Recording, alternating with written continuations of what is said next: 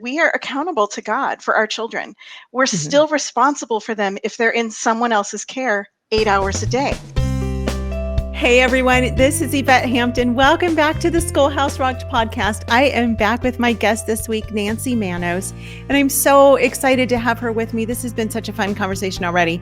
If you missed part one, go back and listen to that. The whole first part I talked about me being on The Price is Right. my fun experience. Yeah, that was my Hollywood moment. So, it's funny. Garrett worked in Hollywood for many, many years. And so he has all kinds of fun stories of, neat people that he's gotten to work with and pretty incredible movies that he's gotten to work on and stuff. And I'm like, well, my, ticket to fame was my 5 seconds on The Price is Right. Love it. So yeah, it was a lot of fun. But anyway, we are talking about the price of homeschooling, and it is a price that we pay. There's definitely sacrifice in it, but it's so worth it. And so in Monday's episode, we talked a little bit about knowing your why and having goals, knowing where you're going, and then getting there. Well, if you have no idea where you're going, you're going to just go, a million different directions, and it's going to be very hard to meet that goal. So, through a lot of prayer and seeking the Lord, I think he will make clear to us what our goals are for our family and our children. So Nancy, and I'm assuming that with you did the same thing, that you prayed. I mean, you homeschooled for quite a long time and sought the Lord's plan for your family and for your girls. What did that look like for you? How did you come up with your goals and come up with your why of homeschooling? Well, I think, once I had shared previously that we had met a family that inspired us to homeschool because we loved what we saw in their family. Mm-hmm. But as James and I started talking about that, homeschooling as an option, we really decided that we are accountable to God for our children. We're Mm-hmm. still responsible for them if they're in someone else's care 8 hours a day. That's right. And so how much easier it would be to have them with us, to raise them to know the Lord and that kind of thing. And so that was really the core was we wanted them to have a biblical worldview. We wanted them to have a relationship with one another and with us. And we wanted the freedom. Like we really started to see, I had 2 kids 20 months apart. If you have 10 children, it still doesn't take as much time as it would in a public school or a private school. We'd do school from 9 to noon, and we had afternoon for music lessons and dance classes and PE and field trips and whatever. But it gave my kids so many opportunities to explore things they were interested in, and they didn't have hours of homework at night, so they were free to do church things and things with friends. And so it really, I think we really caught a vision. We had this core value of we wanted to honor God with how we raised our kids, but then it was, gosh, there's so many rewarding aspects of homeschooling that they could learn at their own pace, that they could explore things they were interested in, and then it didn't take as much time. And so it gave us a lot more freedom in our family. Yeah. Which is it's rewarding. Yep. It is rewarding. So let's talk about some of the sacrifices that we make as moms and dads, but typically mom is the one who's home with the kids and doing the most of the homeschooling and raising of the kids during the day. So what are some of the sacrifices that you've made and that you see other families making in homeschooling? Well, let me start with a couple of quotes. I love, when I teach, I love to do quotes because I think they illustrate a picture. And there's 2 that I think really fit this message. And one is by Henry David Thoreau, and it says, "The price of anything is the amount of life you exchange for it." And I think, you just honestly have to look at it and go, I am exchanging a portion of my life for this investment, for this reward, right? And then there's one by David Livingstone that says, "I will place no value on anything I have or may possess except in relation to the kingdom of Christ." And so for us, like I shared, it really was about raising our kids to know the Lord. Of course, I also had to teach them math and grammar and science and reading and, all the things. I think, the kind of the cool thing, and this isn't answering your question quite, but is how much we get to learn or relearn. I don't know if you are like me, but like I hated history in school because it was boring and dry. And then I taught it to my kids and it was like, this is awesome. Right. So, there's some definite rewards, but think about if you are both working, and there are families where you're homeschooling and still have to work, but there's a sacrifice of income. I think there's a sacrifice of sleep, especially if you have little kids. If your toddler is up or you have a nursing infant or whatever, and you lose sleep, the rest of your family still needs your attention during the day. And so, there's just like physical things that we sacrifice for a Yeah. season of time. Um, we had a thing in when our kids were young and James was traveling quite a bit, was he made queen of the couch night. So one night a week, he put the kids to bed, gave them their baths, played with them, and no one could say the word mom. And I got to lay on the couch and watch all my favorite shows for like Nice. 4 hours. So That's awesome. find ways that work in your family where you can have a little time, whether Mhm. it's to go for a walk or to pray or spend time, with friends or whatever, because that refreshes you to be Yeah. able to pour into your kids more. It's not sacrifice to your detriment. It's Right. sacrifice for everybody's benefit. Yes. Sometimes if you have little kids, you know what it's like to eat cold food, because everybody has to eat and you're the last one or whatever. One of the prices that we pay that I think is rewarding for us is that we have to curb our own bad habits and we have to choose to grow because our kids are watching us. Mm. There's no sick days. When you're a mom or a homeschool mom, it marches on. Now, the beauty is there's flexibility though, right? Because, if you're sick or the kids or something's going on, you can take a day off Yeah. and you can, pick it up the next day. Yeah. Yeah. We recently did a episode with Rochelle Nelson, and we talked about mama care and the importance of moms just taking care of themselves. And one of the things we talked about was, mom being able to take a break and maybe having a friend, and, you take your friend's kids for a day, she takes your kids for a Yeah. day. And whether that means staying home and just watching movies all day long, or going shopping, or just, going for a drive, whatever that might look like for you. Yeah. It's important to do those things. I knew family years and years ago where the family or the husband, once a year, he would rent a hotel room for his wife, just for her by herself. And she would take Nice. her favorite books and some of her favorite movies and stuff. And she would, for 2 nights, she would just spend the weekend by herself. And it was like 5 minutes down the road from their house. It's not like she was going to another city, Right.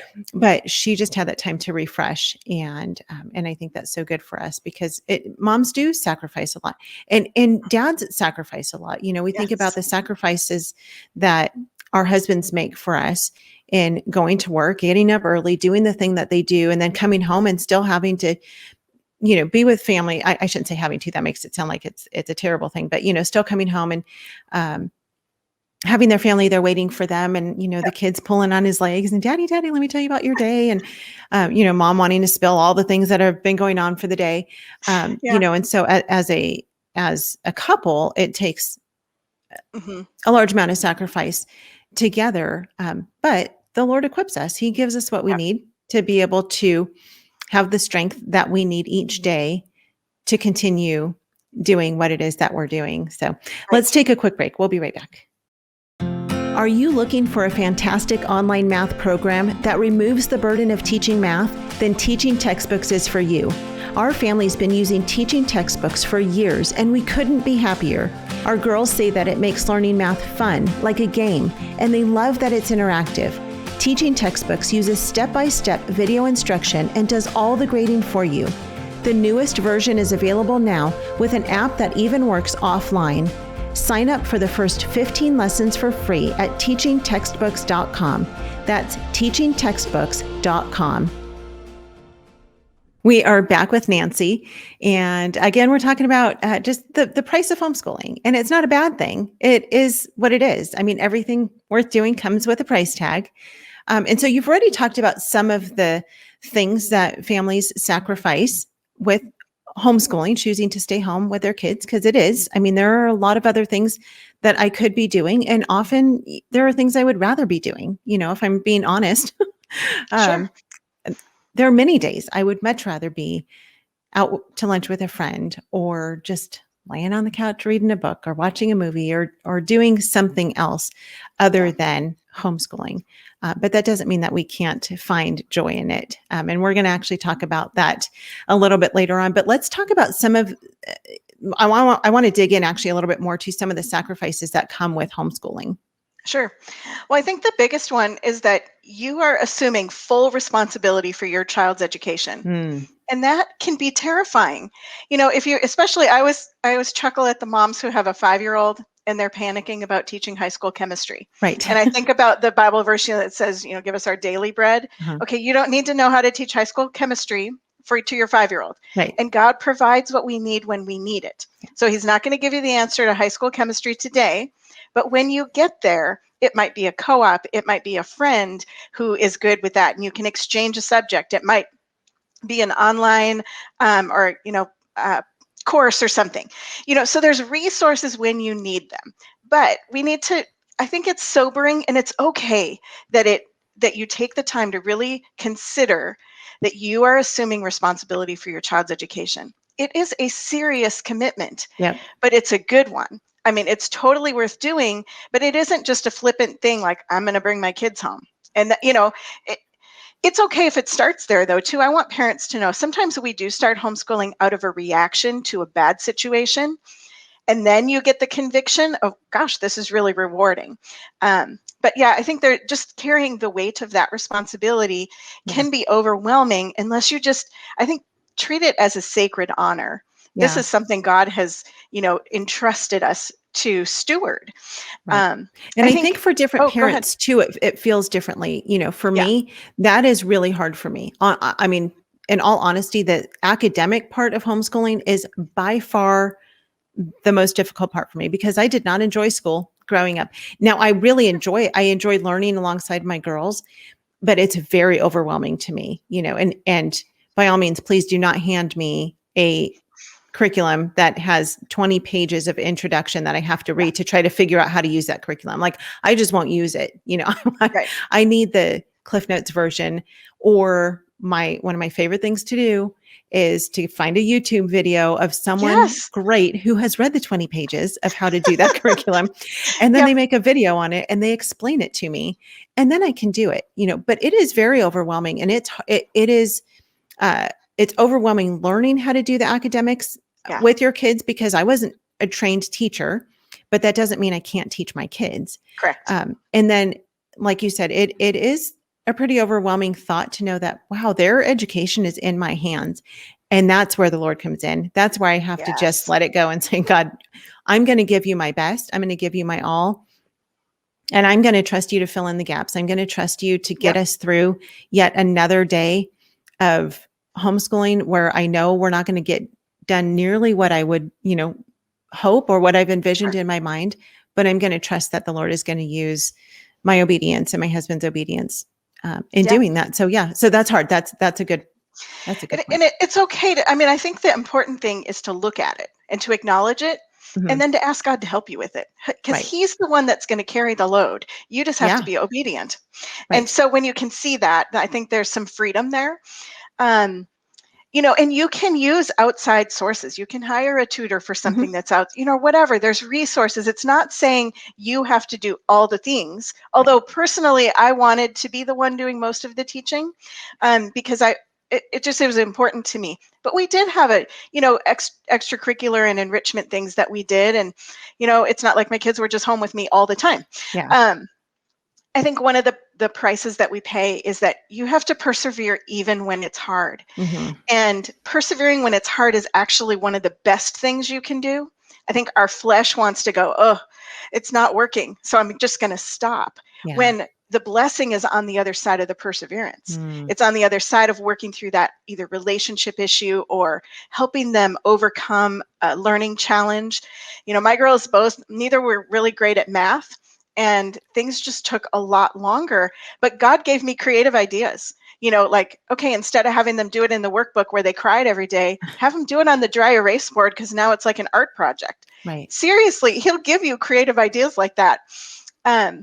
I think, this can be overwhelming, but it is a price that we pay, is that all the research to pick the right curriculum. Oh, yeah. And here's a hint, there's no right curriculum. Curriculum is a tool.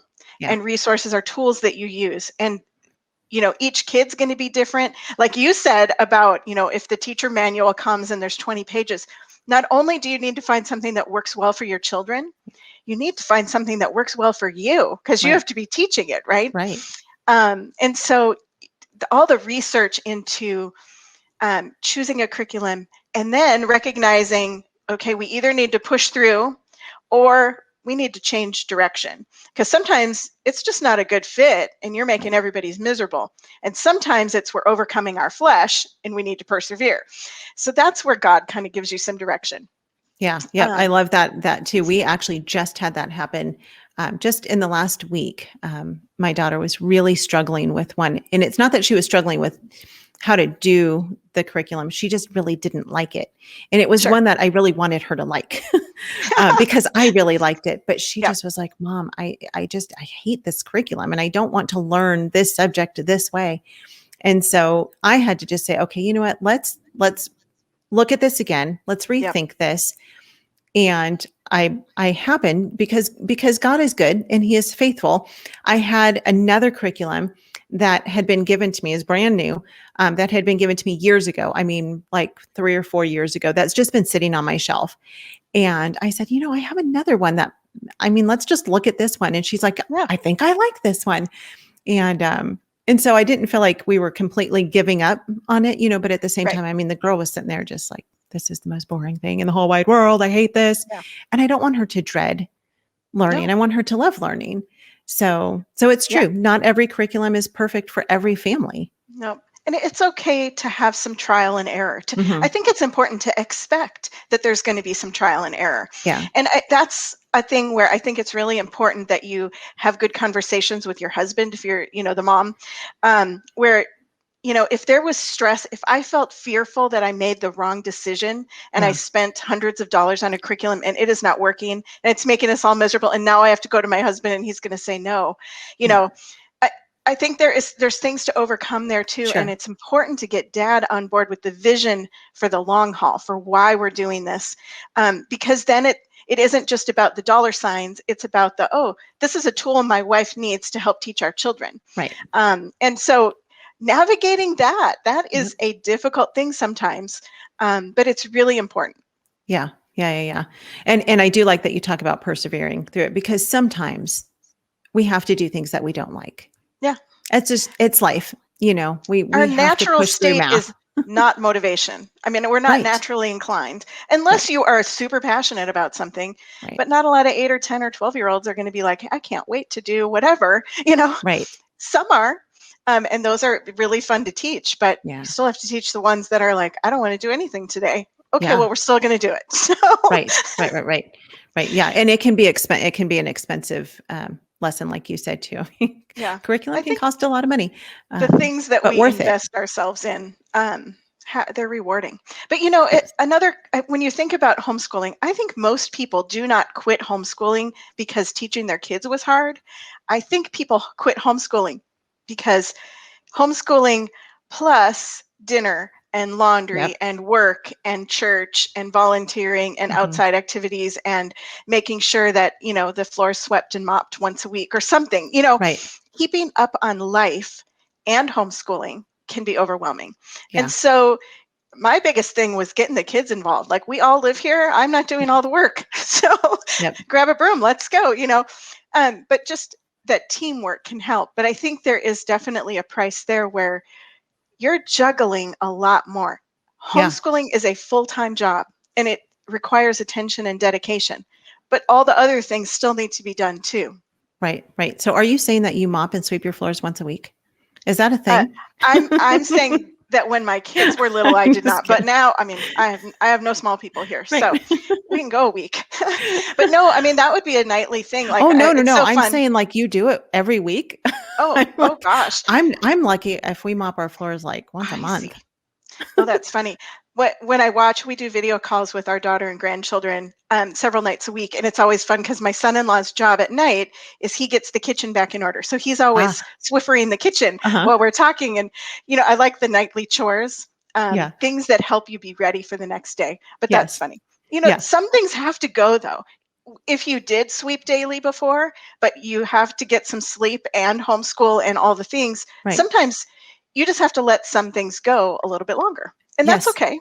Yes, you do. whatever It, you can tolerate. Oh yeah. It's a grand day when the kids are old enough to be able to help with dishes. And I mean, I remember Yeah. when my youngest was finally able to reach the sink in order to help load the dishwasher. I was like, Yeah. hallelujah. I mean, this is like the greatest day It's ever. amazing. I Wait tell till my they can girls, I'm drive. like, that's why we had you, so that you could do all the chores for me.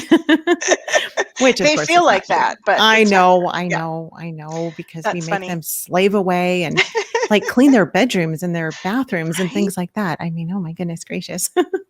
um, so we are out of time again. We are going to be back again tomorrow, and we are going to continue this conversation, and we are going to give some great hope and how you can succeed Mhm.